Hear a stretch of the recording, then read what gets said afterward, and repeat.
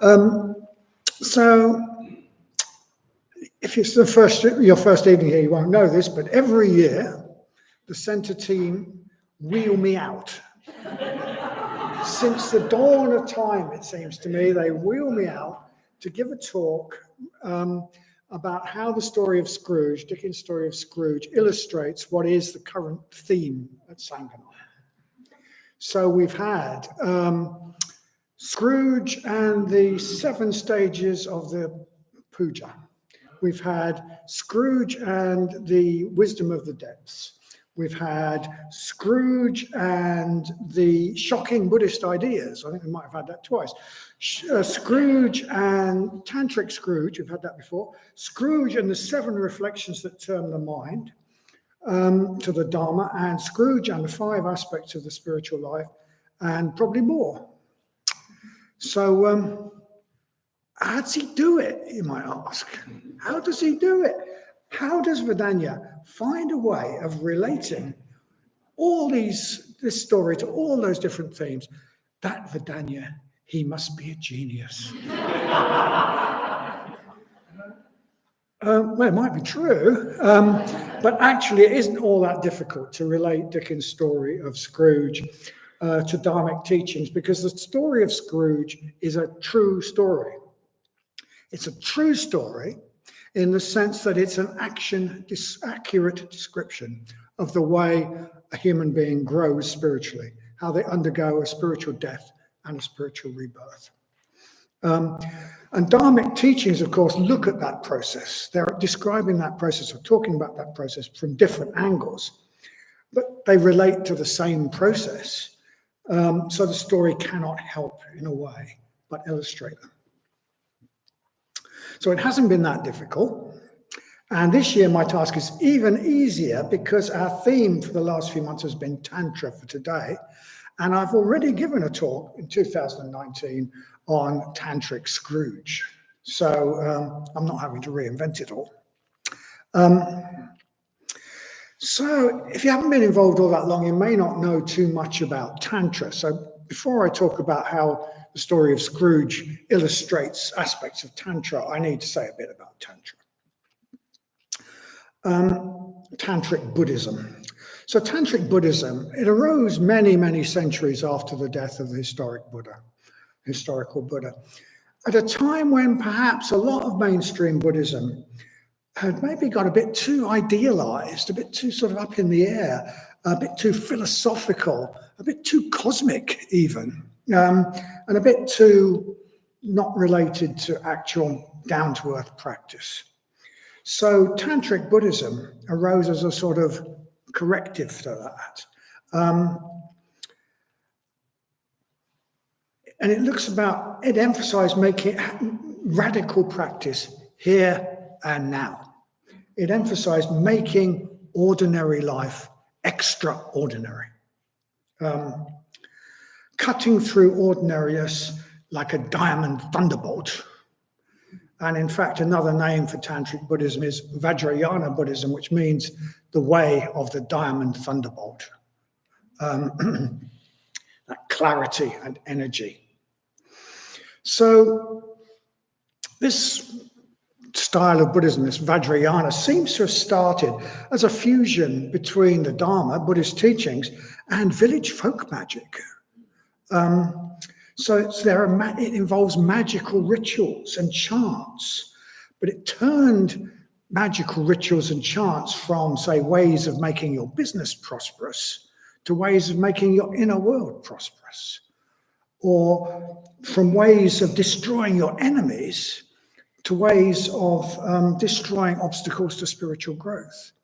It transformed ways to contact spirits, to get them to give you worldly gains of one sort or another, get them worldly help, into ways to contact beings from a higher spiritual level, a higher dimension, if you like, higher level of reality, and to enlist their help in our spiritual path. So it's got that sort of slightly magical quality to it. There's a lot of ritual, a lot of chanting, mantra, etc. And Tantric Buddhism mainly survives in the Tibetan tradition, Although the way it is practiced now in that tradition is very different from the way it was practiced when it first arose. So one particular feature of original Tantric Buddhism was that you needed a personal guru, someone wiser than yourself, who you accepted was wiser than yourself, who you were in close contact with, and who knew you better than you know yourself. And this is very different from Tibetan Buddhism as it is now, where a great Lama might give a Tantric initiation to thousands of people that they will never meet. But this close relationship with the Tantric Guru was a vital part of the original Vajrayana, and it's very relevant to our talk tonight. So the main character in our talk, of course, in our story is, of course, one Ebenezer Scrooge, a character who's become so famous that his name has entered the language. Don't be a Scrooge, etc. Scrooge is what we would call a successful businessman. He is a successful man in the terms in which our society measures success. He does well at his business. He's hardworking. He has plenty of money. In fact, he is famous, most famous, for being obsessed with money and very reluctant to give any away. So one metaphor that Dickens uses to describe Scrooge is cold. He says he's cold. The cold within him froze his features, nipped his nose, stiffened his movement, and made his lips blue. It made his office feel icy. So Dickens also so cold, that's one big metaphor. He also describes Scrooge as solitary and closed in on himself. He calls him secret, self-contained, solitary as an oyster.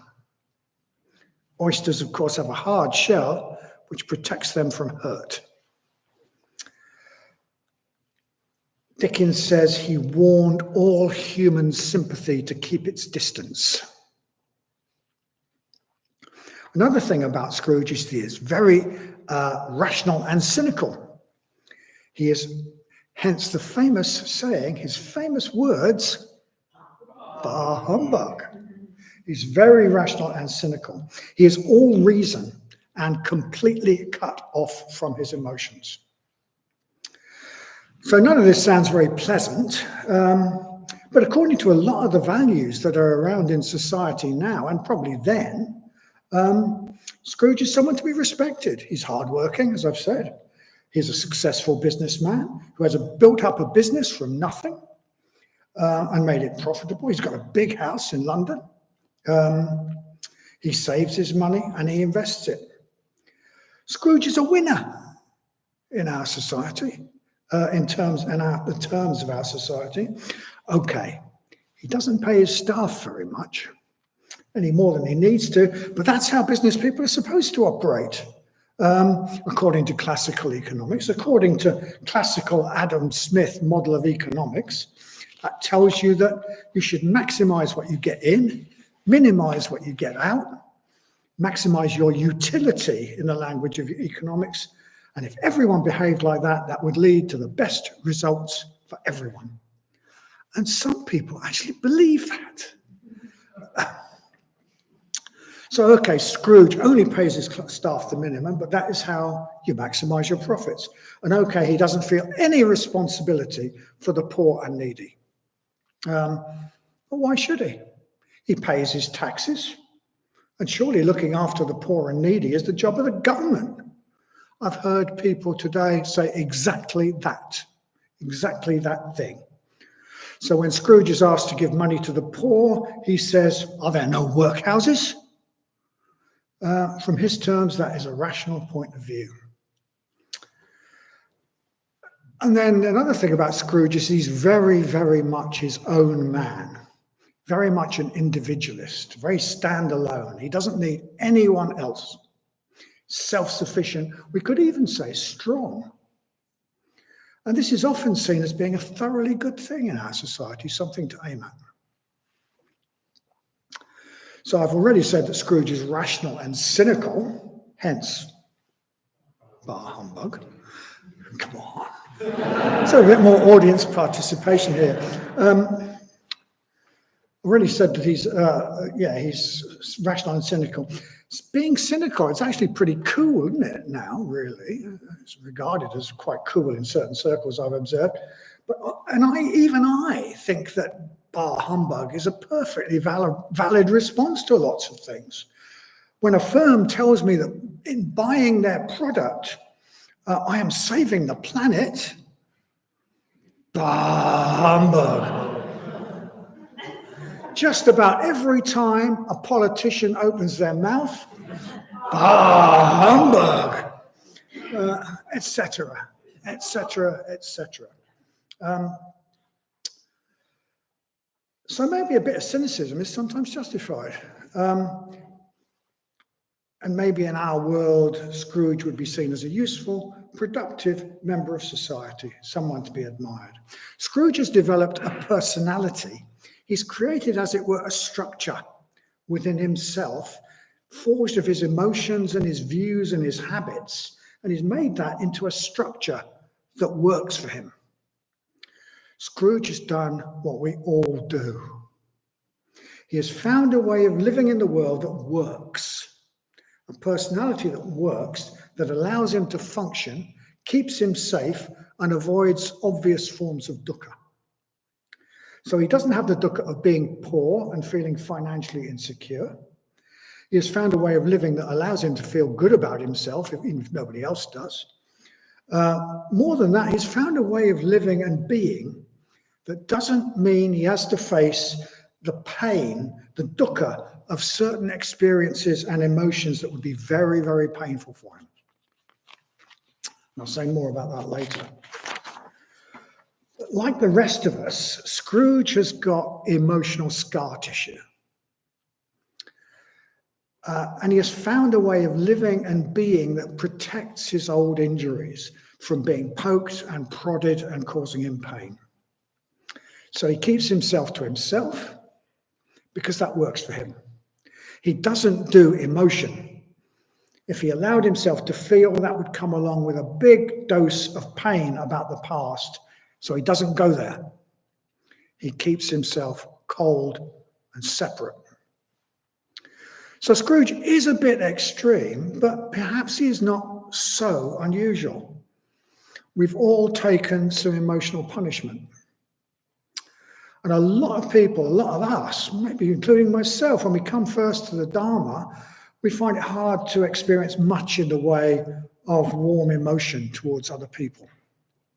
The metta bhavana is often not people's favorite practice by any means.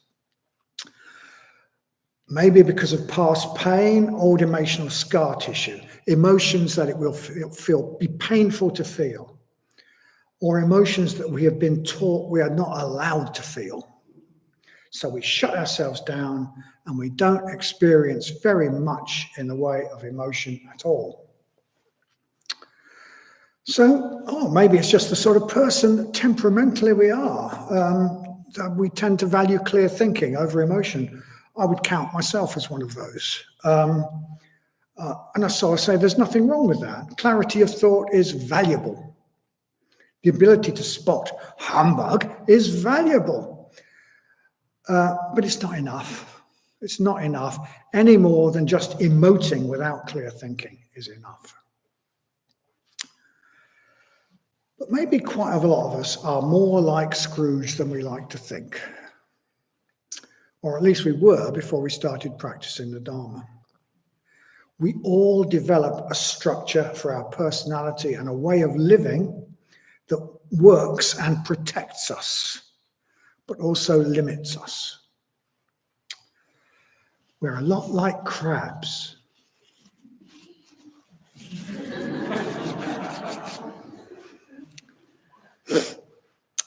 Crabs have a shell that protects them, but also stops them from growing. And periodically, they have to shed their protective shell to grow a new one. And when this happens, they are soft and very vulnerable. Everything's very painful for this crab, and they hide under a stone or in a crevice. We also grow a protective shell. But to grow, we need to break out of that old shell. And this is going to feel dangerous and uncomfortable. So usually we do not want to do it. And sometimes we have to be forced. And Dickens' story of Scrooge, is a story of how Scrooge was forced to break out of his old shell and to allow him to grow into something bigger. Forced by what I am going to call his inner tantric guru. So in Tantra, as I've said originally, the most important thing was to have a personal guru who knew us better than we know ourselves, and who we would allow to guide us even when it was uncomfortable. And when we were stuck in a shell that's too small, or when we are stuck in a shell that's too small and we don't want to leave it, one of the functions of the Tantric guru is to make us do it. This is what happened to Scrooge. And for those of you who know Padmasambhava, you might think of that challenging stare from Padmasambhava saying, go on, I dare you, change, grow. Nowadays, we don't have actual Tantric gurus. If order members tried to function like Tantric gurus, we would be accused of abuse. So unless we're very lucky, we don't have an outer Tantric guru, but we all have an inner Tantric guru.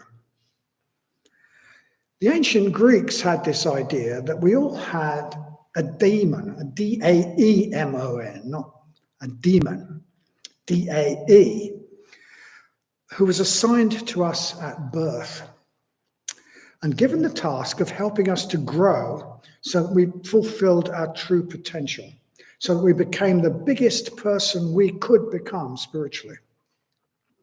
And they called this inner guru our demon.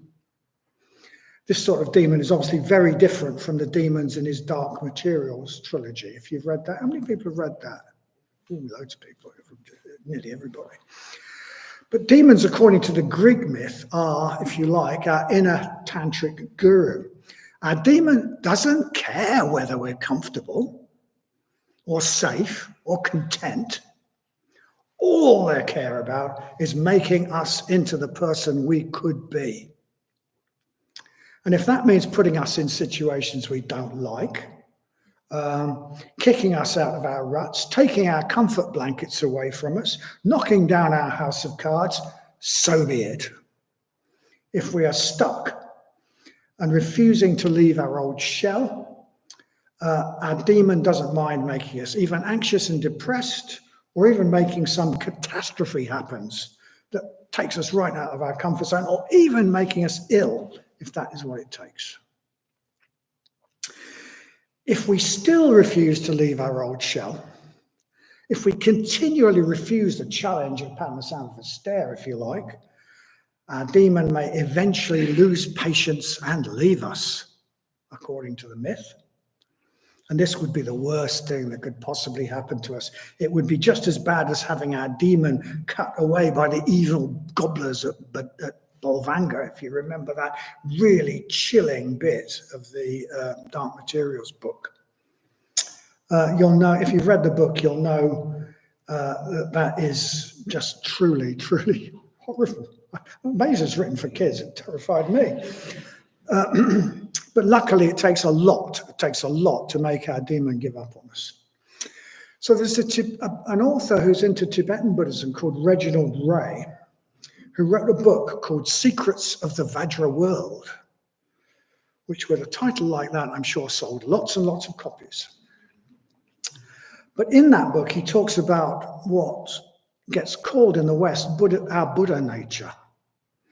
And often our Buddha nature is portrayed in Western sort of Buddhism light circles as something that makes everything all right. It doesn't matter if we're anxious and selfish and we never get round to meditating because we're all already Buddhas. We've got Buddha nature. Underneath it all, we've all got Buddha nature. But Reginald Ray torpedoes this nice cozy idea. He tells us that our Buddha nature is precisely what makes us anxious and depressed and dissatisfied. If we're living a boring life that limits us, safe but limiting, our Buddha nature keeps prodding and poking us, trying to get us out of our ruts to make a change. So he sees our Buddha nature, if you like, as our inner tantric guru or our demon. Where we're stuck in a life that limits us, our Buddha nature or our tantric guru or our demon wants us to shed that old protective shell that we've built around ourselves so that we've got room to grow. And this is what is happening to Scrooge in the story. His inner tantric guru emerges and forces him out of his old shell, his old protective shell, so that he leaves that person behind and becomes someone bigger. And this is how the story goes. So, although it's Christmas Eve, and in Dickens' mindset should be the season of goodwill to all, Scrooge is thoroughly nasty to his nephew, who he says, bar humbug, and refuses his invitation to Christmas dinner. He's thoroughly nasty to his poor, put-upon clerk, Bob Cratchit, and he's thoroughly nasty to the people collecting money for the poor. And then, as a very cold, frosty, foggy night falls, he makes his way home through the gathering gloom. The scene is like one of those Gothic films. A foggy winter's night in Victorian London. Scrooge gropes his way through the fog to his usual inn, and he eats his usual lonely meal. And it's just about dark when he gets home, and in the gloom he reaches for his doorknob. But instead of his usual doorknob, he sees the head of his old business partner, Jacob Marley, who has been dead these past 6 years. So he recoils in shock and horror, but then he reminds himself that he's a good rationalist. He probably says, and he collects himself together and he opens the door. And then he double locks the door, thinking like a good materialist rationalist that will keep out whatever it is that's troubling him. But then when he gets into the hallway of his big, dark, gloomy house, he thinks he sees a hearse with a coffin going up the wide stairs. And then when he gets into his dark, gloomy living room, he sees his ornate fireplace, which is carved with all sorts of figures. And each figure has the head of his dead partner, Jacob Marley. And then a bell starts to toll, and he hears the clanking of chains as though someone is dragging them across the floor. And then Jacob Marley's ghost appears to him, looking miserable and all wrapped about in chains. So Scrooge's tantric guru is starting to make himself felt. His demon is flexing its claws. His tantric guru is so thoroughly disgusted and bored by the life Scrooge is leading and the person he's become, the shell he lives in, that it's starting to resort to extreme measures. It's giving Scrooge visions, hallucinations. And then there's all this stuff about death. Tantric myth and imagery goes out of its way to remind us about death. There are bones and skull cups and cremation grounds where pieces of dead body lie around and all that sort of thing, because Tantra works with the strongest emotions and the strongest experiences of life to raise deep energies, to increase the voltage of our mind, shock us of our ordinary, normal ways of being and living, to make the ordinary extraordinary. And facing death must be and fear of death must be the strongest human experience and the strongest human emotion. So tantric symbolism often evokes this horror of death, and the Scrooge story does. Deep energies are being aroused in Scrooge to prepare him for a life-changing experience that he does not want, but that his demon is forcing upon him. So Scrooge's guru tries to raise deep energies and make Scrooge face things he doesn't want to face. that he will die. But Scrooge tries to protect himself with this old defense of cynical skepticism. So he tries to make a joke of it. He says, I think that Marley's ghost smells more of gravy than the grave. But Scrooge's demon, in the form now of Jacob Marley's ghost, is not going to be put off by that. He tells Scrooge that because of his self-centered life, so we've got this ghost all in chains, saying because of Marley's self-centered life, in which he didn't care about anyone except himself, he is doomed to wander in chains. He says he made the chains. He made the chains for himself. They're of his own making. He made them by the way he lived, and now he has to drag them around. And Marley's ghost says, I wear the chain I forged in life. I made it link by link and yard by yard. I guarded it of my own free will, and of my own free will I wore it. And he says to Scrooge, would you like to know the length and the strength of the chain you wear yourself? It was as heavy as this 7 years ago, and you've made it heavier ever since.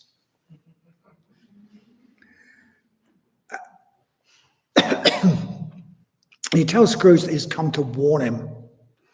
He says that Scrooge has spent a long time making chains for himself, and unless he changes his life, he will face the same sort of horrible fate as Marley, doomed to wander as an unhappy spirit, dragging the chains that he's made for himself, and forever doomed to regret having wasted the opportunity to do something positive with his life.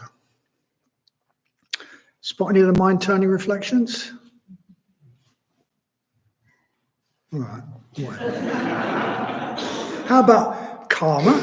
The reality of the law of karma. He's being shown the reality of impermanence and death, which is one of the mind-turning reflections. He points out that Scrooge has got a precious opportunity to change, which is another one. And he shows him the reality of the law of karma, a good metaphor for the law of karma. Law of karma can be quite frightening. We can make chains for ourselves that we have to drag around. So Jacob Marley's ghost thrusts 3 of the 4 traditional reminders or thoughts that turn the mind that many Buddhists meditate on. He thrusts them into Scrooge's face. So Scrooge's inner tantric guru in the form of Jacob Marley is giving him a terrible warning. He tells him he must change, and he says he will see 3 more spirits during the course of the night, and these 3 spirits will bring the change about. But Scrooge says, you've already warned me. Can't I do without the 3 spirits? In other words, I know with my head what you're telling me, and that's enough. But the guru, as Marley's ghost, his guru, if you like, as taking the form of Marley's ghost, tells him it doesn't work like that. There won't be any real change unless Scrooge experiences the emotions that the 3 spirits are going to lead him to experience. He might know he needs to change with his head, with his rational mind, but he will not be moved to bring about the change that's needed until his whole being is affected, not just his head. And of course, that's very tantric, very much the message of the tantric Buddhism, that it's not enough to know with the head. To really change, for us to have the courage to leave that old shell behind, deep energies have to be stirred up from the depths. Deep, powerful emotions have to be aroused. Even emotions like the fear of death. Otherwise, we will stay prudent and safe and cautious and sensible, and nothing much will really change. So Scrooge says, having been told that he's going to have to have the spirits, he said, well, can't we have them all at once? Can we have the 3 at once? That will save time. So he still thinks it's all about knowing. They can each appear and give him a teaching and then go away. But his guru knows that Scrooge needs to go through, as it were, an organic process of growth. It has natural stages to transform his whole being in the depths as well as in his rational mind. So in the course of the night, Scrooge's, if you like, Tantric guru takes the form of 3 different ghosts that appear to Scrooge as he tries to get some sleep in his big, dark, gloomy, lonely house. And the first one that appears at 1 a.m. is the ghost of Christmas past. And this ghost wants to show Scrooge some things about his past. But Scrooge does not want to know. He resists. He doesn't want to experience the pain and regret that the past has caused him. So he's shut down his emotions. That's what's caused him to shut down his emotions, that pain in the past. And light shines from the ghost. And rather comically, Scrooge tries to snuff the light out with a candle snuffer. Maybe it was a very small ghost, I don't know. And the ghost seems to bring the light of awareness of things that Scrooge does not want to remember, because they're painful.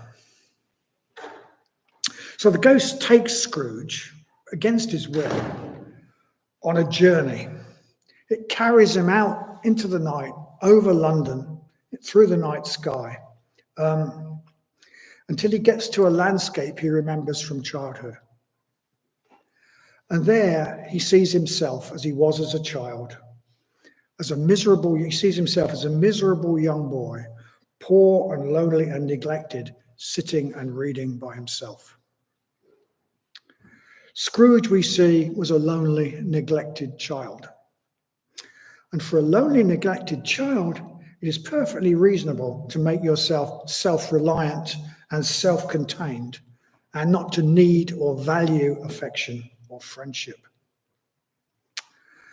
And lonely, neglected children feel sad. And feeling sad isn't pleasant. So there are places where the emotions live that Scrooge does not want to go. Better not to feel them than to feel sad. And that is also part of the person that Scrooge has become, this personality that works for him, protects him from dukkha, but limits him. But Scrooge's tantric guru, if you like, forces him to see his lonely, neglected past self and to feel what the child felt. And when he's forced to become aware of the sadness that's really there for him all the time, he feels compassion for the suffering of his younger self. And this immediately turns into compassion for other children, like the child he once was. He gets an uprush of regret for having turned away a child who came to his door begging for food. When he allows himself to feel painful emotions, he's also opened up to warm emotions, like compassion. When he opens up to his own suffering, painful as that is, that suffering connects him to others. And then the ghost shows him his sister, who he was very, very fond of, who died as a young adult. And Scrooge re-experiences his love for her and his grief, his terrible grief at her death.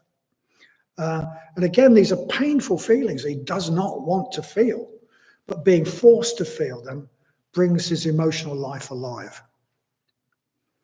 And then he's shown himself in his first job with his friend Dick and his kind employer, good Dickensian name, Mr. Fezziwig. And he remembers Mr. Fezziwig's kindness as an employer, the kindness that he showed him, and he gets an uprush, because his emotions have been opened up, he gets an uprush of gratitude for this past employer. And at this point, the ghost mocks Scrooge's previous attitudes, saying words that Scrooge might himself have said not long ago. He says, "It's a small matter to make these silly folks so full of gratitude." Exactly what Scrooge might have said. So he's mimicking Scrooge and showing him just how small-spirited that attitude is, how sour and nasty that attitude is that he's been carrying around with himself. And then Scrooge is suddenly back in his bedroom, and the ghost vanishes. He's due another ghost. But this time, the arising of some human sympathy for others who've suffered as he has suffered, and the memory of warm feelings he has suppressed to protect himself, and his gratitude for the benefits he's received. All these have started to make a change in Scrooge. So when the next ghost appears, which is the ghost of Christmas present, Scrooge is open to what it has to say to him rather than just pushing it away. He's receptive. He says, if you have anything to teach me, let me profit by it.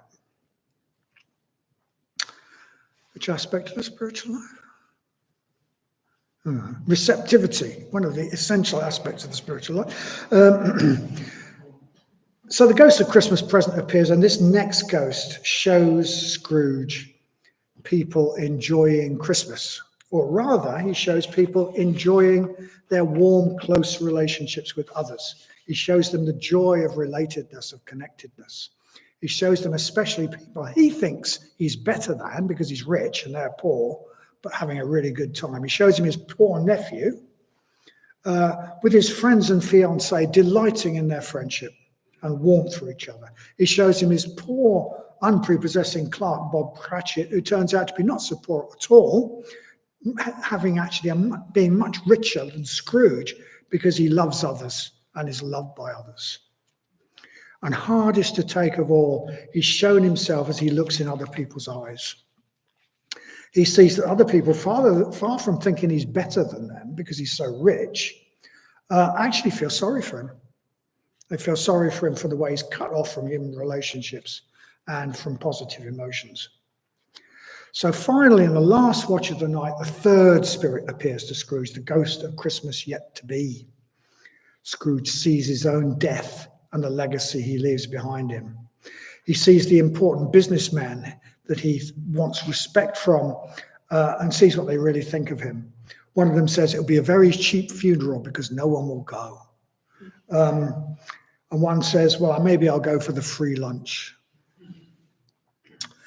So there's nothing he can do about it. He sees himself dying alone, lonely and miserable, and we're told he thinks avarice, hard dealing, griping cares, they have brought me to a rich end, truly. So wouldn't that be a terrible thing to be dying and know that nobody regretted your death? In fact, some people were glad of it. And he's shown his future after his death, where other people have all his possessions and his business and everything else. And he thinks he's really dead. He thinks he's really dead. He thinks this is the end. There's nothing I can do to put things right. So, oh my God, the horror of it. But then as the morning dawns, the ghost of Christmas yet to be morphs into his bedpost. He isn't dead after all. So he's, wow, immediately relieved. It's like somebody threatened with hanging on an electric chair who gets a reprieve minutes before his execution. He feels he's been given this amazing opportunity. He still has this precious human opportunity. Still has a chance to change the way he lives and his impact on the world.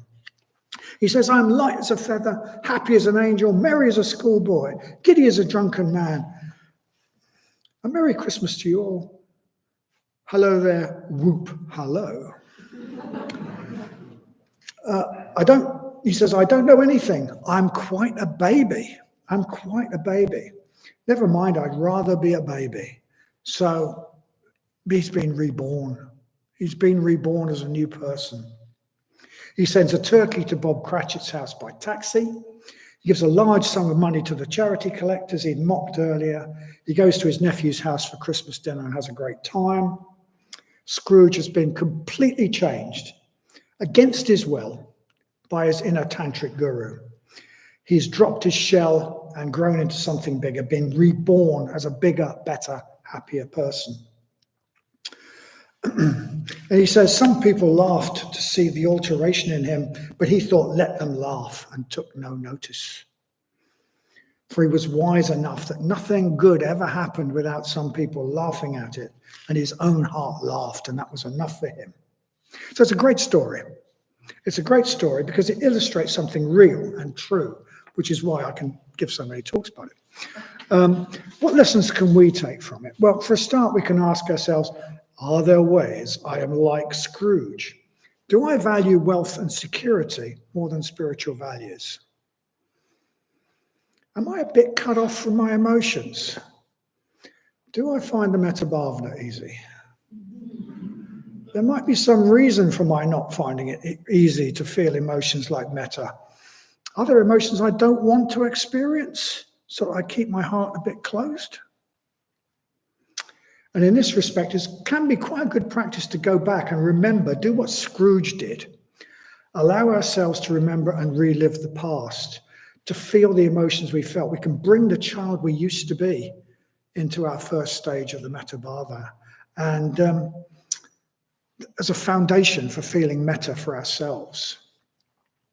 And of course, it's also just a good practice to do the metta bhavana and experience the emotions for people that come up, whatever they are. And I do mean do the metta bhavana for people, not for pets or animals. Even Scrooge could probably feel fond of a pet.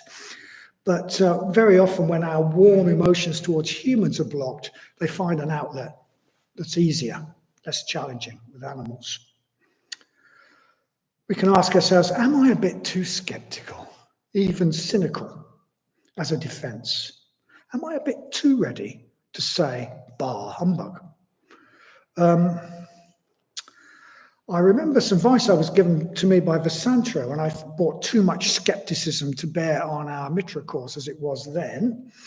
He said, I was being a bit cynical, he said, take cynicism and wring its neck, which is like, whoa, coming from Vasantara, if you know him, whoa, that's a bit scary. But in fact, it's very tantric. To take cynicism and wring its neck means to use anger for a positive spiritual purpose. We can ask ourselves, am I a bit too rational? In the spiritual life, do I think that intellectual understanding is enough and anything mythic or imagined is rubbish? As Scrooge did when he said, okay, I've got the message, we can do without the three ghosts, thank you.